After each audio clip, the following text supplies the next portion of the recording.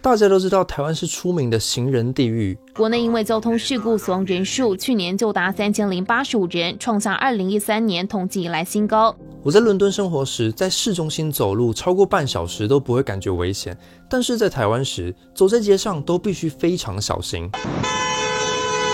不让走还按喇叭，难道是行人的错吗？场景切换，变成机车不让。行人反击大招再出，这回互相按喇叭。2023年立院通过修正案，规定汽车驾驶不礼让行人最高可罚6000元。新法上路后，出现许多行车至上跟行人至上的争论。这是在全国学生美术比赛拿下特优的作品，名称就叫《行人地狱》，但得奖本该是美式一桩，却被大批网友怒轰，丑化行人路权还能得奖，台湾教育真的可悲。今天要来面对的这一本书是设计让城市更快乐，就要来谈谈路权之争是怎么回事。这本书的作者 Charles Montgomery 是加拿大著名的都市规划师。今天这支影片我们会分别介绍为何汽车的路权会大于行人的路权，汽车道路的设计是否符合都市建设的初衷，各地的城市又是如何做到把路权归还给行人。在讨论路权之争的时候，时常会分成两派，一派骂行人是皇帝，一派骂驾驶不懂礼让。好不容易等到没车，但白色轿车打方向灯，转弯踩油门狂冲，逼行人让路，超离谱。却有抱着内衣的妈妈过马路时，被急速开过来的汽车吓到后退。连拔3声，行人吓到小跑步快冲，目击民众不满，怎么连大众运输工具都不礼让行人？但是行车至上的思维到底是怎么出现的？在19世纪工业革命后，欧美国家出现严重空气污染、水质肮脏、传染病、贫民窟，都市被视为是人造的灾难。在1885年的纽约，便宜住宅区的死亡率是57%。当时的都市设计师就提出2种解决之道，一派叫做分离学派，就是把最脏最毒的工厂分离成一区，购物商场分离成一区，生活住宅分成一个区，对都市进行分区管制，把城市变成像是一个几何图形一样。所以20世纪初的美国都市法案会明确规定，你在私人土地上可以盖什么东西，做什么事情，工作区、购物区、生活区都必须界限分明，井水不犯河水。所以我们都以为美国是自由市场经济，但事实上，美国在冷战时期的都市规划规定完全不输给苏联的计划经济。另一个解决都市问题的方案是扩张汽车路权的速度学派。速度进行之后，我最喜欢。美国建筑师 Frank Lloyd Wright 发扬一种新观念，认为只要大量制造汽车，打造公路，人们就可以逃离都市，到外围去建立自由的乌托邦。能够越快逃离都市的人就越自由，人类的解放就在公路的尽头。同一时期，福特汽车创办人 Henry Ford 大力推广这种观念，告诉大家，解决都市问题的最好方法就是远离都市，搬到郊区，那就需要家家户户都买一台车。还记得你拥有第一部车的兴奋心情吗？它带给你的满足将再次显现。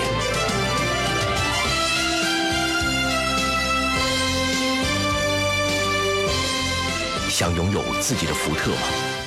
这种观念在美国深植人心，所以在美国，渴望自由的人都会搬到郊区。大量对郊区房子、汽车的需求，又推动了美国制造业、建商的经济繁荣。建商找到商机后，开始贩卖一套说辞，说搬到郊区就等于拥有远离城市纷扰的私人生活。但是到1920年代，汽车开始普及后，问题出现了。1920到1929年，美国超过20万人死于车祸，而且多数都是年轻人、儿童。都市史学家 Peter Norton 称这是一场前所未见的集体死亡。过去数千年来，马路都是给人走的。1930年代以前，连红绿灯都没有，因为根本不需要。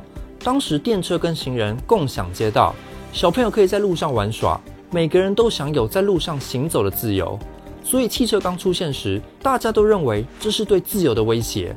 如果有车不小心撞到行人，车主会被路人集体围殴。社会各个阶层的人都会保护行人的路权，就连在法院上判案时，也会判肇事的车主过失杀人，而不是交通违规。当时法规甚至规定，汽车时速不能超过16公里。Thanks to the inventive minds of 2 Sheffield engineers, the safety scoop has arrived. When the scoop is open, a jaywalker simply can't get run over. 车子的路权高度受限，这就不利于汽车的销量。所以当时的车商就跟美国汽车协会联合起来，想要改变人们的路权观念，开始带风向说，想要让交通变安全，是行人自己要注意，而不是限制汽车的路权。为了把车祸责任归咎到行人上，汽车业甚至拍广告发明了一个新词，说乱过马路的人是 jaywalking， 走路不看路。 The jaywalker. He crosses the street anywhere he likes.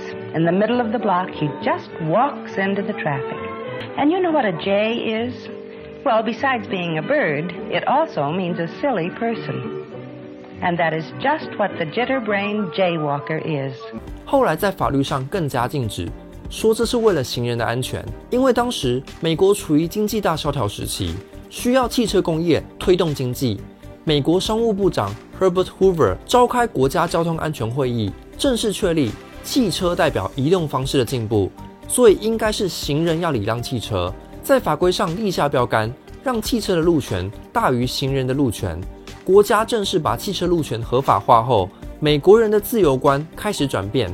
当时 Hudson 汽车公司的董事长 Roy Chapman 就说，汽车让人可以从城市对人的压迫中逃脱，有助于迁徙与移动的自由。 This is a very happy occasion, and one which we surely have a good right to celebrate with mutual congratulations and a spirit of optimism.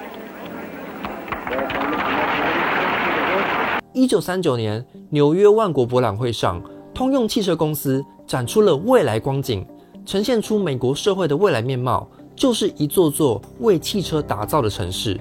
同时，通用汽车公司买下全美数十座城市的电车线，买下后就拆除，让大众运输工具变少，民众就不得不仰赖汽车代步。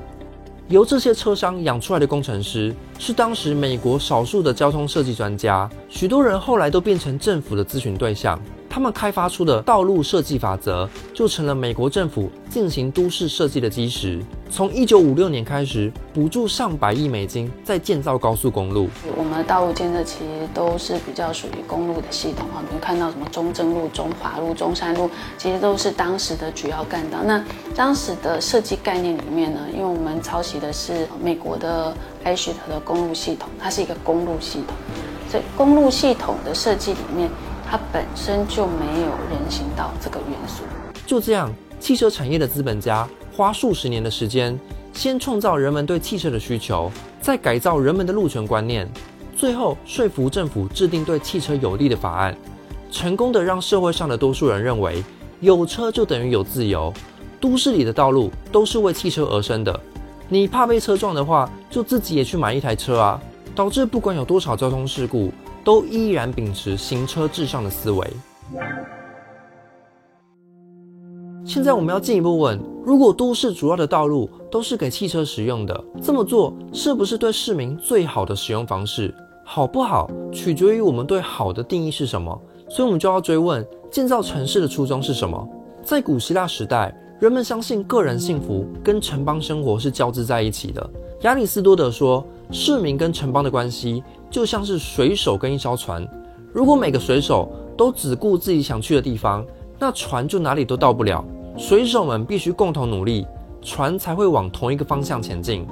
市民必须投入公共事务，才能让所有人达到幸福。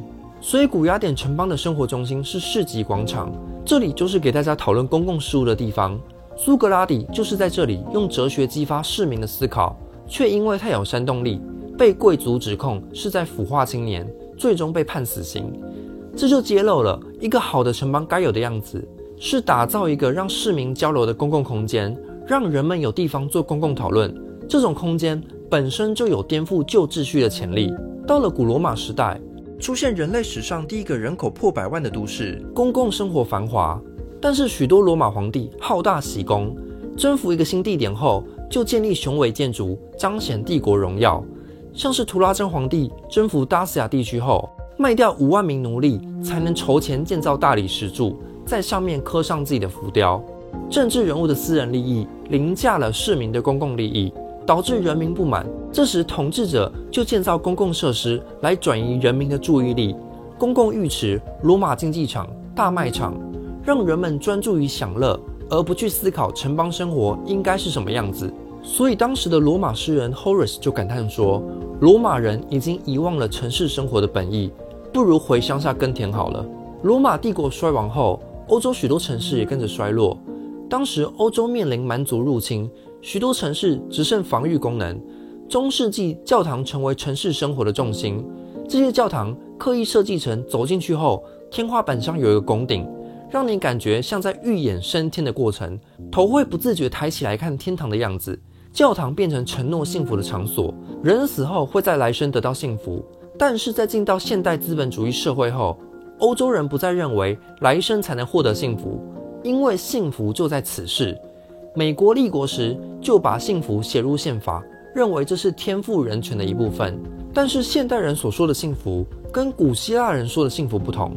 古希腊人说的幸福是因为都市规划良善，让每个人都能够发挥自己的潜能，达成自我实现。但是现代人的幸福是源自启蒙思想。启蒙思想家边沁认为，幸福就是快乐减去痛苦的余额，幸福是可以量化的。最好的空间利用方式就是把快乐最大化，痛苦最小化。如果越多的车道可以让市民感觉越方便，越多的商场可以让市民 shopping 感觉更快乐，那这就是一座好的城市。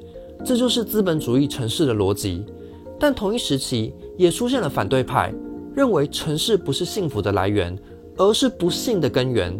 因为许多犯罪、流行病都是发生在城市里，像是边沁的学生 Robert Pemberton 就认为要去当时尚未开发的纽西兰建立一个快乐的殖民地。这种想法就跟美国的速度学派一样，认为逃离城市就能获得幸福。我们会发现，当代人已经完全远离了古希腊的城邦理想。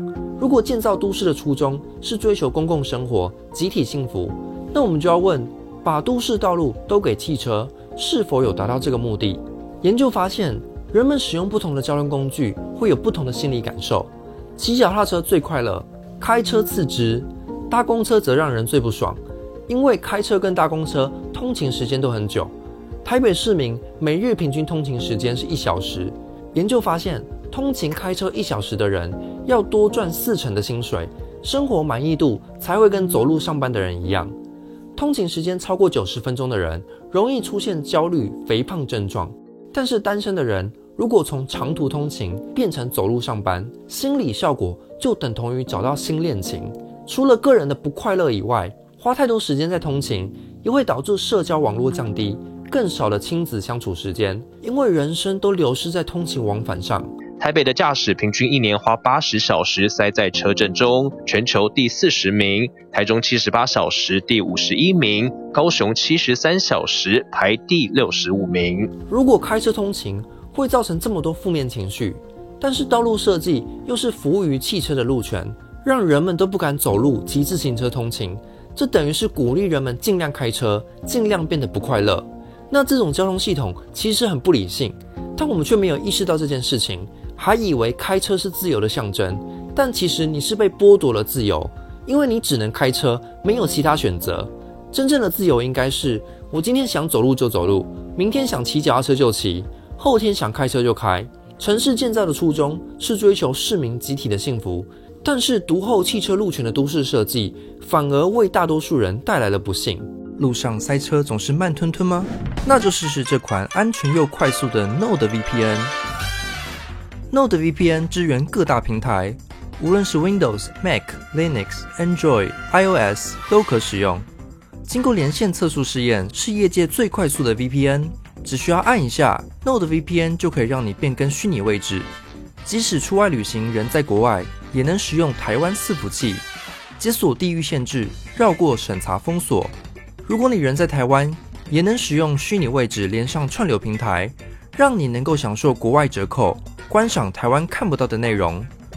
现在只要点击资讯栏的连结 nordvpn.com/supery 就可获得 NordVPN 的独家折扣优惠，还有30天退款保证哦。如果我们把城市想成人类的产物，那城市的作者就是这个城镇的市民。既然大家都是共同作者，就享有权利可以形塑都市要长成什么样子。例如，马路是城市里的公共财，但是马路建设的方式都是柏油路铺在中间，没车的人只能在两侧行走，等于是让有车阶级的人独享特权，让没车的人冒着生命危险。画面中大约10辆机车完全不让行人通行，让女民众过个马路好像在逃难。画面中可以看到好几名行人手拉手慢慢过马路，突然间后方又有2名学童跟着冲了出来，白色机车闪避不及，直接将2人撞飞。79岁老翁手拿着雨伞当拐杖，走在斑马线上过马路，但瞬间一辆自小客左转冲出来，把老翁撞倒在地。在英国，穷人小孩在路上被撞死的几率是有钱人家小孩的28倍，因为有钱人家的小孩都有专人接送上下学。但是如果政府不是拿纳税人的钱去盖汽车道、高速公路，而是把这个钱拿去盖公车道、自行车专用道、人行道，大多数人就可以使用，等于是把都市空间归还给市民。作者在书里面介绍了几个还街于民的成功案例。第一个是哥本哈根，在1962年在斯楚格街进行一项社会实验，颁布禁车令，想要效仿许多意大利的古老城市，禁止汽车入城。当时老百姓就看衰说，这里是丹麦，不是意大利，我们不会在户外喝咖啡。但是实验开始后，事情却转变了，市民会到街区里找地方坐下，原本是车子的空间，现在开始涌入了人群。当地店家生意反而变好了，因为人看到人多的地方就喜欢凑热闹。后来实验者得出一个结论，你腾出越多空间给路人，就会出现越多路人，你提供越多车道给车，就会出现越多车，反而无法疏通车流。因为出现越多车道，就会给驾驶心理安全感，让他觉得可以更尽情的开车。如今哥本哈根的市中心到处都是露天咖啡馆，仿佛古代雅典城邦的公共生活再次出现。到了1970年代能源危机时，哥本哈根上万名市民上街抗议汽车使用，要求设立自行车专用道。丹麦政府就建立了高效率的自行车道网。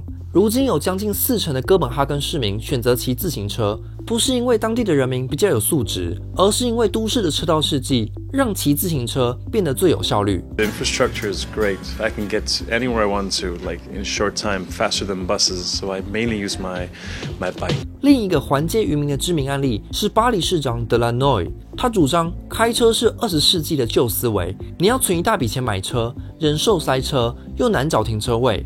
巴黎的都市面积小，每个人都有车的话，根本没有足够的空间停车，所以有车反而不自由，因为你每次开车都要花大笔时间找地方停车。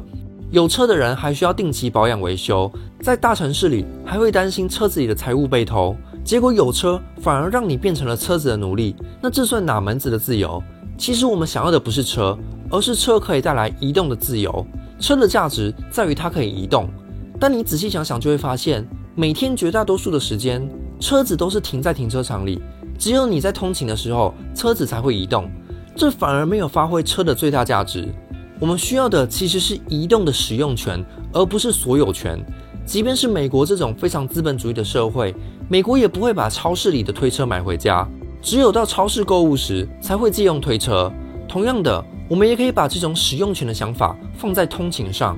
所以在2007年，巴黎首创第一个公共租借自行车系统，叫做 Velib， 是自行车跟自由2个字的缩写，意思就是不用自己拥有车，也可以感觉到自由，试图改变人们认为有车等于自由的美式价值观。伊达哥在今年3月接受《金融时报》访问时再度重申，将在2030年前逐步推动巴黎无车化。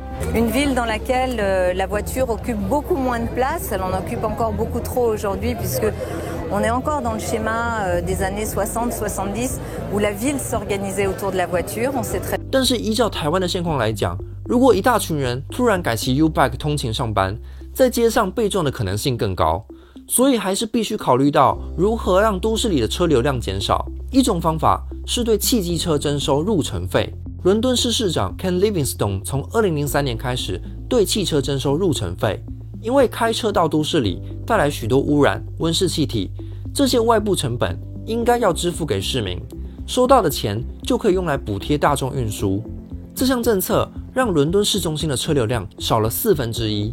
在斯德哥尔摩，则是尖峰时期入城费高，离峰时期则是免费，借此让驾驶在不塞车的时候才上路。征收入城费的政策在许多欧洲国家都成功实施过，证明确实有效。台北市每天有近72万辆的外县市车流，如果台北征收汽机车入城费，不仅可以减少车流量，还可以减少空气污染，增加税收。若台湾也要仿效他国征收塞车费，是否可行？差别费率这件事情要大到一个让驾驶人会感觉到痛，那么他才会去改变嘛。那其实最基本的就是开车一定要停车嘛，好，所以刚性需求部分其实是停车费。那我们国内其实我们是连停车收费这件事情，我们都没有做得应该算很淋漓尽致。另一种减少开车的诱因是实施无车日。在2000年时，波哥大市长 Peñalosa 进行一场无车日实验，街道上禁止所有私人车辆，只剩下公车跟计程车。结果史上第一次，小孩放学时可以放心的骑脚踏车回家。这天的车祸住院人数比平常少了1/3。后来波哥大市民公投把这天变成国定纪念日。波哥大在上个世纪原本是交通状况很差的城市，一年有1300起车祸死亡。但是在实施无车日的短短3年内，波哥大就改头换面。9月22号是世界无车日，但在哥伦比亚首都波哥大，每周日都是无车日。En domingo, la ciclovía es un espacio neutral para todos. 这种无车日可以让市民对街道产生不同的想象，感受到移动的自由不只是专属于汽车族。后来波哥大市长在2006年带领纽约市进行改革，把纽约时代广场改成徒步区，不准车辆通行。原本纽约时代广场是给车开的，不像是景点，而更像是路障。当时纽约市长推动改革，就被骂是发动文化战争，是在图利那些少数自以为骑脚踏车很时髦的文青。所有的革新在一开始一定会受到阻力反弹，尤其是在行车至上的美国。但是时间证明了，把广场空间归还给行人才是正确的决定。今天的影片我们介绍了汽车路权的兴起，美国汽车产业如何一步步普及行车至上的观念，重新回顾都市存在的意义，是要打造集体公民的幸福。在都市的空间利用上，也就不能够独厚汽机车驾驶。最后再透过世界各地的例子，哥本哈根、伦敦、巴黎、波哥大、纽约，启发我们思考市民可以如何伸张行人的路权，夺回城市的主导权，让台湾有天能够摆脱行人地狱的称号。留言加分享本集的影片贴文，就有机会抽《是设计让城市更快乐》一本。也欢迎您使用超级感谢，或是加入频道会员，支持超级 Y 创作更多影片。冰淇淋再见。